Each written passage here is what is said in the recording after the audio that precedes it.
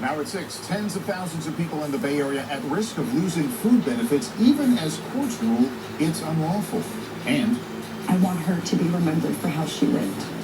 A South Bay community mourning a mother and a social worker killed in a car crash. Plus, a man accused of trying to break into cars tries to get away from cops by paddleboarding away. Always live. ABC 7 News starts right now. And you're looking live at the U.S. Capitol as the government shutdown officially hits a 1-month mark.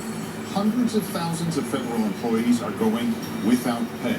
And as of tonight, funding for SNAP benefits has run dry, leaving millions of Americans without the food assistance program that they need and depend on. Good evening. Thanks for joining us. I'm Dan Angel. And I'm Frances Wang. Here is a look at the shutdown clock.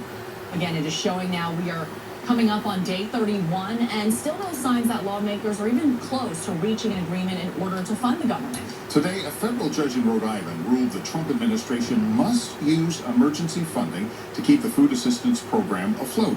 In a similar but separate case, a judge in Massachusetts ruled it's unlawful to cut SNAP funding, but did not specify how to fund it.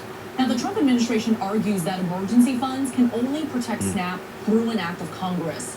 More than 40 million Americans rely on SNAP benefits to put food on the table. And of course, local food banks have been preparing for weeks now for the possibility of losing SNAP funding. ABC 7 News reporter Tim Johns live in the newsroom now with more details and how those food banks have been preparing. Tim? Dan, Francis, local food banks tell me that even if this emergency funding comes through, it will still take time for things to operate as normal. And as for that continued uncertainty coming out of Washington, that doesn't look like it's ending anytime soon.